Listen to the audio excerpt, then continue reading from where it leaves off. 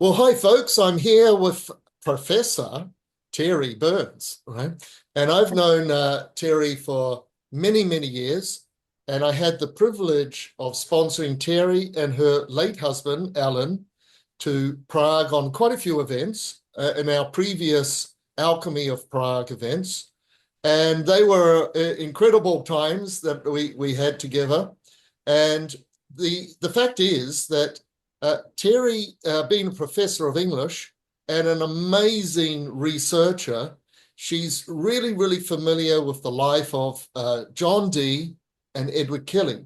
And the reason why we're having this conversation with Terry is with the Alchemy of Prague, I allure to the historical significance of the Edward Kelly Tower, because in actual fact, we set up an old-fashioned alchemy distillation lab with the alchemist Paul Harris, and we're down in the basement of the Edward Kelly Tower, and this is where John Dee and Edward Kelly hanged out, and that's really, really significant. And Terry and I are very, very familiar with all the stories and the dramas and that have happened there for some time. But new folks to the Alchemy of Prague, they don't really know these stories. They weren't around and they haven't heard them. So I've asked Terry to be with us to go through some of the history of John Dee and then meeting Edward Kelly, and then the time that they had with Rudolf II in Prague. And then we're going to fast forward to the life and times of our amazing friend who passed away about 10 years ago, Vincent Bridges, who was this amazing esoteric historian that I also had the privilege to sponsor to Prague many, many times. So, Terry, you're Hello. an expert on what John Dee ate for breakfast. this is a fact. Kind of. And I, John Dee, of course, is pretty famous amongst certain circles, but then a lot of people don't really know much about him. right. So maybe if I can, I'm going to dive into this first, if it's okay, Roger, by pop culture, just to sort of set a kind of context, then suggest a few books that if you want scholarship with footnotes, mine or someone else's, you can look at it, because I'm just going to be talking in broad terms. Yeah. So some of you on television, um, or maybe you've even read a series by Deb Harkness, Discovery of Witches, if that rings any bell. Deb Harkness is probably the greatest John Dee scholar of our generation. And so in the 90s, she wrote a lot of articles about John Dee. I kind of broke my teeth on him when I was beginning to write articles myself. So if you've watched that series, or if you've seen the Elizabeth movie series, you have seen John Dee there as Queen Elizabeth I astrologer. That's how he's usually presented. But his time goes back much further into the reign of Henry VIII. He's actually, as a young man, he's this brilliant polymath. Polymath just Yeah. means a person who studies everything. He's a Well, he was master. certainly into everything, wasn't he? You know, Oh my God. hermetic philosophy, science at the Yeah. time, the Elizabeth Renaissance, the astrologer of Elizabeth I, the largest library in all of Europe. All of those things. Oh, yes. And when he was not even 20, he was teaching people, and he was an underreader in ancient Greek in Cambridge. He was probably the greatest mind in ancient Greek in Cambridge. Why is that important, you might ask? Because he read ancient Greek better than anyone in England, and the alchemical texts, and some really important ones, if we wanted to dive into the minutiae, which I'm not going to do right now, were in ancient Greek. So when there was upheaval in England with Henry VIII, and his many wives, some of whom were beheaded, shifting from Catholicism to Protestantism, you can, if you don't know that background, my gosh, at least catch up on it before you come to Prague, because it's a bloody, bloody time. England goes back and forth between Catholic and Protestant, and Dee somehow survives that from Henry VIII. Then you have Bloody Mary, who goes back to Catholic. Her husband is Spanish. Remember, we're moving towards 1588. That is a pivotal moment in Western history, the Spanish Armada. And during the time that John Dee is in Prague, is building up to the Armada. So during that time, there are two big royal patrons of Hermeticism, magic, alchemy, Elizabeth I in England and Rudolf II in Prague. I would So recommend it. Yeah. the time slot now is about 1580s when John Dee was kind of sponsored by Rudolf II, and Rudolf II was really into alchemy, and this was the golden age of alchemy. He brought over all the scholars, all the alchemists, and also the Rosenbergs from Chester Kromov were very much part of this and helped John Dee as well. And so a lot of this happened because of the Emperor Rudolf II. Oh, he was a huge patron and a collector. He was a very interesting person. So I'm going to send the link to this to Roger. But this book, well, let's see if I can. Rudolf II and Prague. It was written in Czech by a series of great Czech scholars. There's a long article on Dee. It sources for what Dee did in England, or Michael Wilding, who's a very excellent Australian scholar, Czech scholars on Kelly. So there's much, much, much more than we can say here. But Rudolf II sort of collected alchemists. By the time Dee and Kelly get there is 1586. But let's go back to when Dee is in England, because that's what sets up a lot of this. So one of the joys of my life was translating this work by John Dee, the Monas Hieroglyphica. And I will put all those titles and all of that into the comments below, Terry. Yep. So all scholars who look at that book agree it's a work of alchemy. What they wonder is, what is alchemy? Because as Paul Harris will tell you, there are different, there's plant alchemy, there's mineral alchemy, there's the alchemy of life. When you're in the Donkey and the Cradle and go to the museum, you'll see these things that look like, why is this monkey in a vial or something? Well, it's creating life or extending life. So people with the Monas Hieroglyphica, well, if any of you are into ceremonial magic, say Golden Dawn style ceremonial magic, I have a whole series of it online, where the idea of practical magic as ceremonial alchemy comes in about the 21st, 22nd theorems. So that we call spiritual alchemy. Could we just go back a couple of steps with that? Because, okay, so John Dee, he really is quite scientific minded. He's a mathematician. But at that time, of course, the Hermetic Renaissance was coming back, so people were getting interested, of course, in astrology. And he was actually a devoted Christian, and he had this idea of divine communication.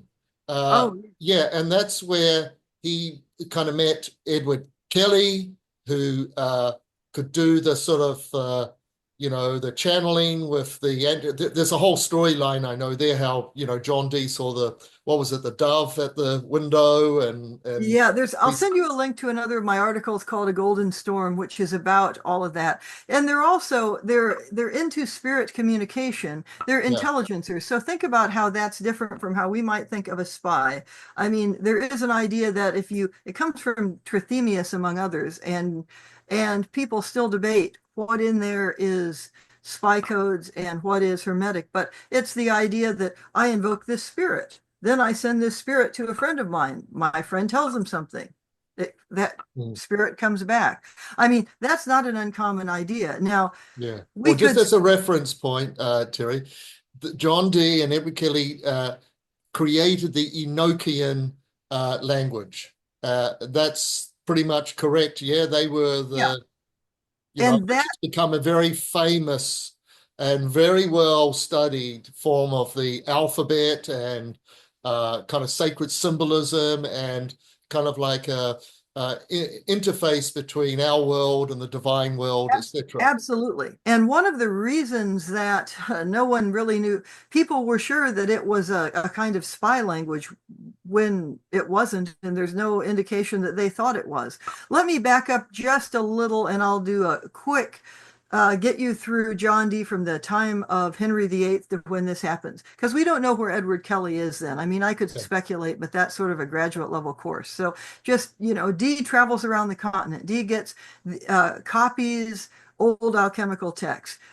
England goes through a variety of leaders. Dee is at one point thrown into the Tower with Princess Elizabeth, who becomes Queen Elizabeth I. Dee, among other things, as an astrologer, picks what he thinks is an auspicious date for her coronation. She's coronated. Dee's situation improves, although Dee stays poor his entire life. He lives in Mortlake. Mortlake, if you know Latin, like dead lake. It's some ancient lake, and it's what we might call, in terms of geomancy, a strong yin side. He's there with his third wife, Jane Dee. Deborah Harkness, who I mentioned, has some wonderful scholarship on Jane Dee also. In any case, England and Spain are tilting towards war. So one of the questions people had, 50, 100 years ago was, why does John Dee, well, first, why does he survive? He's a married Catholic priest under Henry VIII. He becomes Protestant under Elizabeth. And when he goes with Edward Kelly to Prague, to the seat of the Holy Roman Empire, that is, of course, a Catholic empire. So there's a few things like that one might ask, how does he have the connections to do that? The trail that he and Kelly go on, which is through Poland, is one that Philip Sidney. They were in Krakow, weren't they? Krakow, and there were great Hermetic manuscripts there. In fact, there were also Enochian, not Enochian, the language, but the Book of Enoch, biblical apocrypha, was there. So Dee, as you mentioned, accumulates this huge library, and at a certain point before he meets Kelly, probably I'd say around 1580, it's clear in his writing that he doesn't think that humans have anything more to teach him. So he starts trying to talk to angels and getting information that way. And, probably humans really don't have anything more to teach him. I mean, nobody argues that Dee is anything but a brilliant man. He's way ahead of his time. So he's trying to talk to angels. Now, there are elements in England and other places who don't like that. Deb Harkness, when she fictionalizes all this in Discovery of Witches, and she has people go back in time into the time of Dee, Kelly, Shakespeare, Christopher Marlowe, one of the big danger of the witches is that there are witch hunts going on. Yeah. Alchemists are not better off. The only way you dare to be an alchemist is if you have a patron of a royal ruler. But a royal ruler, that's anyway. But anyway, noble family, etc. Yeah. But it's kind of like all of these kings and queens have alchemists, because the secret of, they're looking for the secret of life. They're looking at how to turn lead into gold. Queen Elizabeth I's treasurer, William Lord Cecil, who is not a very nice person, though he's presented historically, I guess, as a nice, I don't know. Anyway, he writes to Edward Kelly after this whole story is over and says, this war with Spain has cost us a lot of money. Why don't you come home and make gold? That's not a made up thing. We have the letter from Cecil to Kelly saying that. Okay, so whether it's refunding the treasury, extending your life, or whatever it is, royalty like alchemy, but they just don't want, if you're a common person, you to do it. In the same way, you can't go treasure hunting unless you agree to give most of what you find to the queen or king. So that's the situation. And anyway, 1580, early 1580s, Dee is, but he's not a very good scryer. He doesn't think he can see. Now also, and this is important with everything forward, he's also covering his butt, kind of. He can't write down, and he keeps a diary of all of this, but he can't say, for example, the angel Gabriel appeared before me. If he does that, and Elizabeth changes her mind and doesn't like it, or if she dies and someone else, he can be hung for that. So he employs a series of scryers. A scryer is someone, if you've heard Dan Winter talk about Black Mirrors, different from the TV show, or Nostradamus scryed in a black bowl with water in it. Mm-hmm. You do a series of things, you look into there, and you have a spirit vision. Dee says he can't do that. Off the record, I think he could, and he was protecting himself. But so he has a series of people, and they're not very good. Then Kelly comes in. Mm-hmm. Kelly is dramatist par excellence. Deb Harkness writes about the similarity between Kelly's visions and Shakespearean theater. And Dee is hooked. So they're off on this adventure that is a combination of spycraft and scrying. Now, a book Just a little that, reference point there. In the English Museum in London, you can actually go and witness the scribing black stone that yes, Eric Kelly and John Dee actually used. It's right there in I visited a couple of times.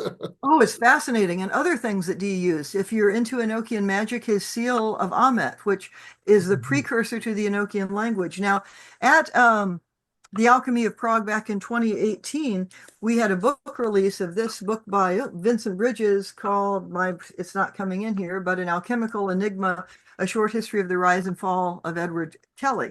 So, and so Vincent tells that story, this Dee and Kelly story there. But once Dee and Kelly are together, it's like you can't imagine two men who have less in common. Dee is very pious, Kelly is not. Kelly will risk everything. Dee has this huge family. It's huge and growing. So Vincent argued in his book, and I think it's a very good argument, that Kelly started out by basically faking Dee, that Kelly is a great con artist. Dee is not joking in any way. He's covering his butt, but not joking. And so one of the questions Vincent asked himself was, when does this become real? And he narrows it down to a particular time, and it is actually it's when the Enochian stuff comes through. But what happens is there is a person, doesn't matter who he is, but he's from Poland, Albert Lasky, and he's a nobleman, and he wants to show that he's in the line of succession to England. Even speculating about who the next king or queen of England is going to be is a death sentence. You don't do that. And now Lasky shows up and wants Dee and Kelly, basically Kelly, to look into this black stone and see. And stuff starts coming through. And Vincent argued, and I think Vincent scried also, and thought, nobody in their right mind who is faking would fake this stuff because it's a good way to get a death sentence. And from then, it's kind of a combination of intrigue, pure terror, and duty to the queen that drives them through Poland, where they do this Enochian language Roger mentioned starts coming through. They do kind of fortune-telling sessions for the King of Poland, who dies later. Then they go and they get an audience with Rudolf II. That picture on that book I mentioned, The Alchemy of Prague. Very important ruler. Also, he is a relative and grew up with the King of Spain, and Spain and England are moving towards war. There has never been in Western history such a flourishing of alchemy because everyone is using whatever they can to stop the war. Also, unlike England, which is not a terribly tolerant place, Prague is. There is a huge Jewish community there, and Jewish alchemists, in particular Rabbi Low of Golem fame. Golem means, you bring clay to life. You will probably go to Jewish Prague, right? Oh yeah, So we take the group to the Jewish ghetto. It's right there in central Prague, and that area of Prague is actually built to the scale of Jerusalem. Yeah. And so forth. Yeah. Oh, it's so, and there's an underground tunnel system that wasn't rediscovered until like the 1990s that links the Jewish part of Prague to places where there were alchemical laboratories. So now if you read John Dee's diary, there are repeated references to somebody visiting the Jews, who was probably Kelly. Probably it was going underground into these different places. Anyway, so that gets Dee and Kelly to Prague really fast, leaving out lots of information. And so how do they get an audience with the Holy Roman Emperor? Well, first of all, the fact that they do, and that they're both allegedly Protestants, tells you these guys are on some kind of a diplomatic mission or spy mission, and they're important to someone, because people would wait months to see the Holy Roman Emperor and then not get in. When you go to Prague Castle, you may be shown where the waiting room was in the Renaissance to see Emperor Rudolph. And I mean, people would wait and wait and wait. One end was that this book that John Dee wrote back, well, 20 years before this, the Monas Hieroglyphica, which keeps not coming into shape there, but he dedicated it to Emperor Maximilian. That's Rudolph's father, basically, or father, grandfather. I should know, and I probably just messed it up. But Dee is clear to say when he goes and sees Emperor Rudolph that, oh, I dedicated this to, it was father. I dedicated this to your father. Let me explain it to you. Rudolph is kind of bored by the whole thing, and Dee does something that's not very, it shows his piety, but maybe not good sense. He tells Rudolph, it's like, well, the apocalypse is coming, and you better get it together. And that really upsets the Holy Roman Emperor, as you can imagine. Dee is almost kicked out. Rosenberg, William Rosenberg, who Roger mentioned, kind of saves them, and they fall under his patronage because Rosenberg would be the king of Bohemia, right? Southern Bohemia. Southern Bohemia, yeah. Right.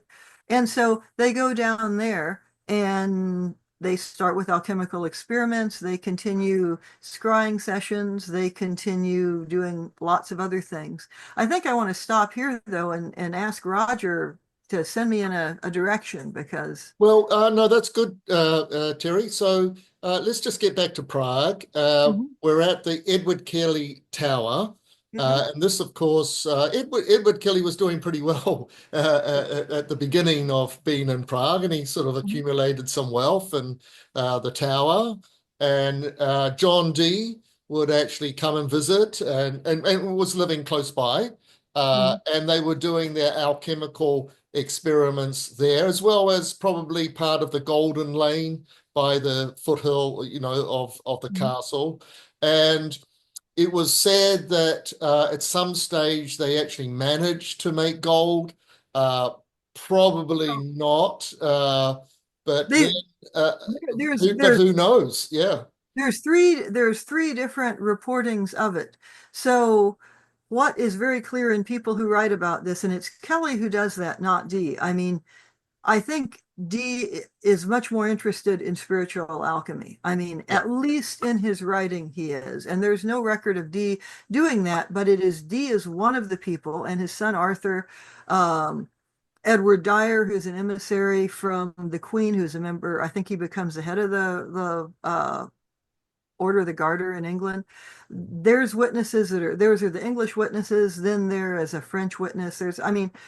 So they say in 1586 that Dee says that he sees Kelly give a public demonstration of the Philosopher's Stone. That's in Trabonia in southern Bohemia. Yeah. And then Kelly reproduces this several times, but now this gets him in trouble because then he's thrown in prison, and it's like, okay, do this in prison because they think. Well, is it true that Rudolf II said, okay, lads, you're making the gold. I want you to make the gold for me, and they refused, and then he put them in prison? Is that the story? Nobody really knows. I mean, because what is clear is that, all right, if Rosenberg is basically the king of Bohemia, gets along well with Rudolf, and he's a friend of Dee and Kelly's. All right, let's just go through year. But 1588 is the Armada. Before 1589, Dee goes back to England. He thinks Kelly's going to join him, and he doesn't, because Kelly is made a knight of the Holy Roman Empire. Kelly stays, his fortunes expand like crazy. And Kelly is doing really well until 1593, which is just when, say, around the time Romeo and Juliet is written. It's about the time Christopher Marlowe is killed. So what happens in 1593? Around that time, Rosenberg dies, and there's good reason to think he's poisoned, though no one seems to know. So basically, what would be like the court tilts away from people who would be friendly to Dee and Kelly to people who don't like them. Now, within this, Vincent Bridges, as you know, had this whole story of the Dark Lady, which I'm leaving out for now. You can bring it in if you'd like or not. Yeah, later we'll talk about Vincent. Yeah. So Kelly, at first people said that Kelly was not at, and this is Czech sources, using the Czech archive, which I've also been to. At first, they thought, well, Kelly's not living at the Donkey in the Cradle with his family until 1593. Now we can back that up to 1589, which is right when Dee left, which is what makes what you say possible, that Dee was there.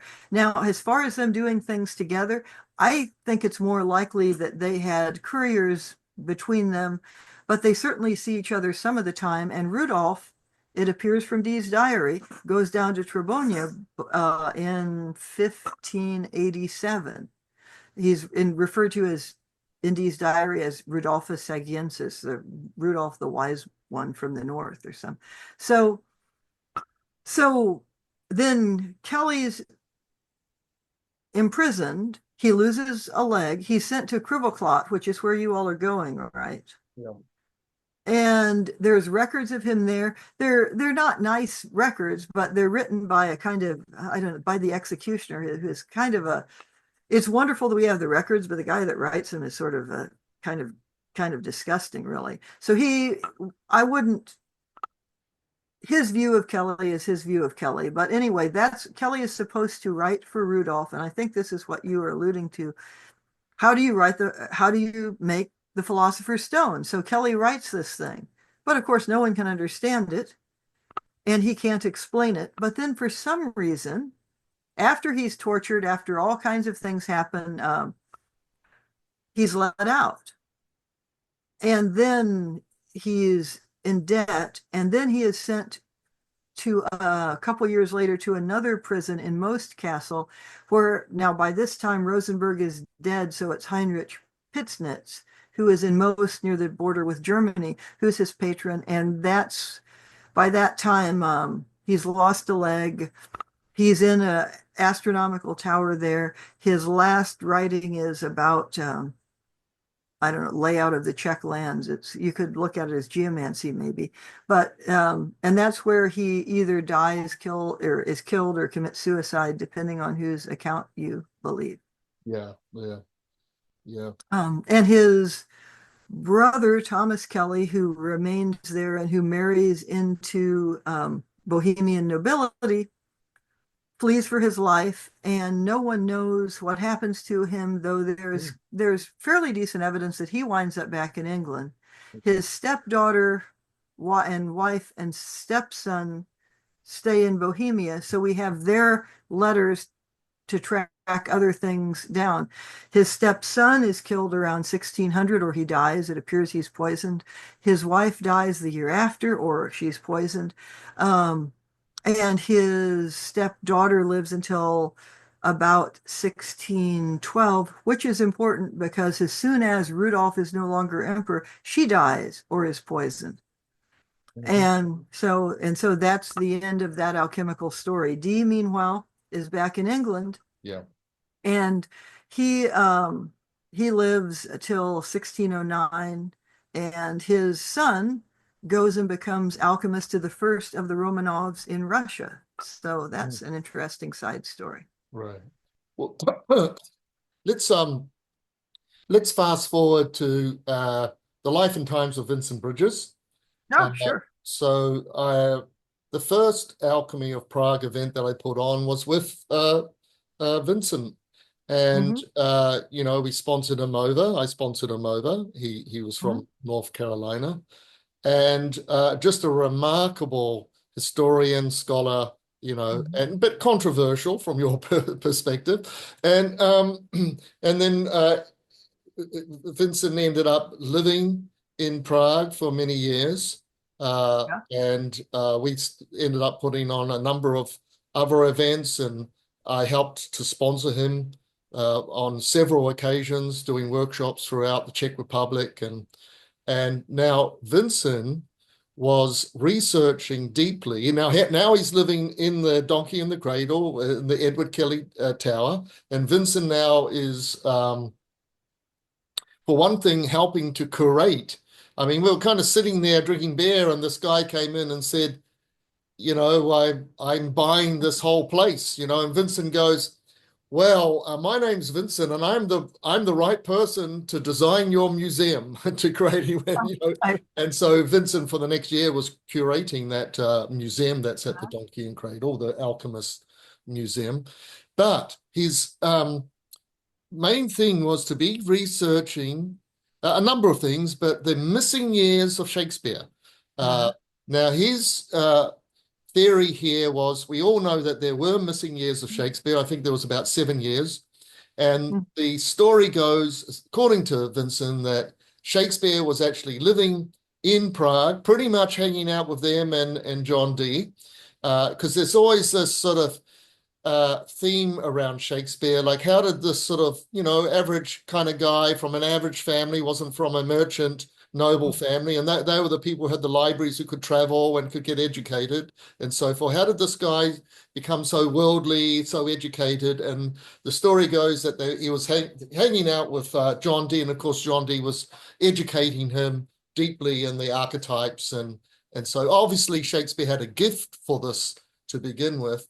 And the whole 007, the glasses, the old glasses, and everybody was kind of like no matter what, everybody was kind of a spy, because you didn't have the telegraph, you didn't have the telephone, you didn't have the internet, and if you were traveling to foreign lands, you were usually a merchant or from a noble family, you were kind of expected to listen to the gossip of the court and to report back to the court of England or Frankfurt or wherever you came from, right? And so it goes that there's sort of like this intrigue around, various sort of spy names in the research. And so pretty much he came up with a number of really good books, and we'll put the titles for those books. By the way, Terry, those books by Vincent, are they readily available, or what's the story there? Well, this one, The Alchemical Enigma, the one Alishka and I edited, we're going to release it again next year. It's out of print right now. I would say, by the way, I mean, Vincent and I, as you know, we had an interesting relationship, but I didn't argue with him about his Shakespeare thesis. I risked my academic reputation on it. I mean, and I put together, I called it a Francis Garland spine line to show the person he thought in John Dee's diaries, who's with Shakespeare, was Francis Garland. There were a lot of Garland brothers. The history of that name is something you could write a whole paper about, but brothers of the Rose Garland. There's a famous painting by Albert Dürer. I mean, there's a lot of he was brilliant on that stuff. What I argued with him about was that he I mean, in the introduction to that book of his that Alishka and I edited, I said he has permission to use my research because he came up with the ideas, but he did grab a lot of snippets of my writing. That's what the argument was about. I fully give him permission to do that. Of course, he's dead now, so he doesn't need it. But you can't, Francis Garland in Dee's diary never shows up anywhere where Shakespeare is, ever. So, and then he disappears when Shakespeare becomes famous. It's also a very common thing for people, young men who are gifted with language and need money to be recruited by what we would call the spy service. And certainly you'd expect Shakespeare to be like that, someone like that. We know Christopher Marlowe, who was Shakespeare's contemporary and the greatest leading playwright of the time other than Shakespeare, to be that. And in fact, in Deb Harkness's fiction, Marlowe shows up all over as a spy. She sidesteps Shakespeare because people are very entrenched in a particular view of Shakespeare. I mean, take a famous play of Shakespeare's like Midsummer Night's Dream, Vincent's favorite play. Well, one of the things that happens in Midsummer Night's Dream, it's my favorite play too, is you get the fairy queen turning this commoner into a donkey, and he basically sleeps with the fairy queen and is initiated. Well, that's in some ways right out of Ovid, right out of the Golden Ass. But think of the name, the donkey in the cradle. What is that name? It's like Bethlehem's cradle and a donkey. It's combining Christian mythology and Ovid. And that building, the donkey in the cradle on St. John's Hill, before it was called that, I think it was called St. George. It wasn't called at St. John's. And it is part of the castle property. So one of the things historians struggled with, and Vincent enlisted Eliška Bridges, Eliška Yandova now, who was, she's a historian, but also was a state tour guide at Prague Castle, to research, like, why is there no record that Kelly is there? Well, that area was part of the castle. It was part of Hrodkany, and the records are missing. So it's not that there's records of someone else being there. It's that there's not any records. But clearly, if someone is living there, and no one in the Czech Republic who studies this doubts that Kelly was there. People wrote about it in Czech fiction. I mean, and so it's because Emperor Rudolf puts him there. That place is like a fortress. And right now, Malá pushes up against it. So it seems like it's part of Malá. It's actually, in those times, right at the border. Right. And it's high, high up. And I would say also it's a place where he could be watched, because the tunnels there, people used to say, well, they couldn't go all the way under the Vltava and get to the other side over to where those tunnels are, where the Jewish alchemists are. Well, I learned 2 years ago that they can. So you can throw that, I mean, clearly. I heard that too, yeah. Anyway. Well, Terry, look, that's a good brief history of, the Donkey and the Crate, Edward Kelly, the life of John Dee, the significance of our venue with the Alchemy of Prague. I think it gives people a good little overview, and we've got some good references there that I'll put in the... Can I tell you one thing I wanted but any other final little sure. snippets? If you go up and you see the things that Vincent has written for the in the museum there, that was actually an early draft of what became this book, An Alchemical Enigma. I mean, Vincent was a very good writer. And I will say I'm embarrassed at some of the things I argued with him about. And I would say, you're crazy. That didn't happen. He's been right about a lot of those, and I'd apologize to him after his death. I mean, I think he was the kind of person who would push a limit, and he'd keep pushing, because what he was sure the truth was so different than what you read in a history book. But I haven't found him to be wrong yet. And I argued with him a lot about things I thought that were wrong, actually. So Vincent, if you're listening, put that in your pipe and smoke it. Because one last thing about the Philosopher's Stone is, when I was translating John Dee, there was this bit about Tyrian dye. Well, my work is cited about this quite a bit now by a fellow named P.D. Newman, who is the person I was in Prague with last year doing a documentary. Okay. And he was convinced that Elias Ashmold, founder of the Royal Society, his angel stone was a certain kind of hallucinogenic. Vincent felt that one of the things that Kelly did for Rudolf was that Rudolf had some kind of, let's say, mental illness ran in the Habsburg family, which is Rudolf's royal family, and that Kelly was providing some medication. And once Kelly couldn't make it anymore because he was in Krivoklot, Rudolf just went downhill. I mean, Rudolf did go downhill. That may be why. So another way, another thing that you have to consider with all of this is, what role did substances like DMT play in all of this? Now, you can edit this out of your video if you don't want it in there. We've got a very open audience here, Terry. But one of the things that happens now when people take DMT is they often find themselves interacting with the same beings. So when you get in Dee's diary, Dee and Kelly over a still talking to an angel, the angel Ben, and I mean, there are all kinds of scenes like this. You have to wonder, since they're given Dee's background, given Kelly's background, I mean, I think there's a high chance that along with the magic they're doing, everything else they're doing, they're probably doing some DMT and having these kind of visions and trying to repeat them. Can't prove that, but P.D.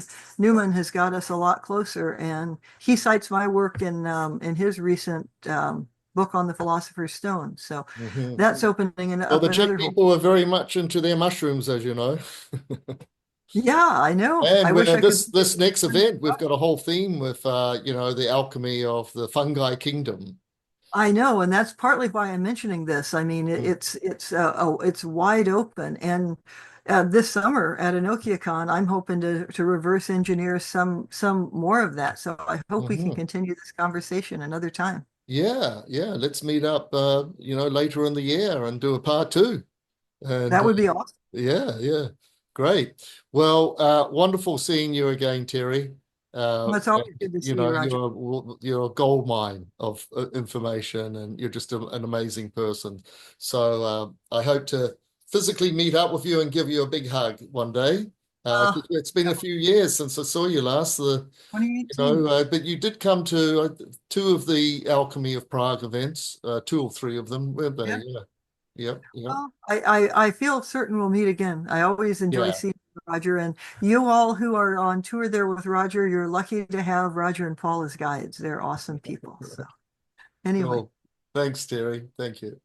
take care.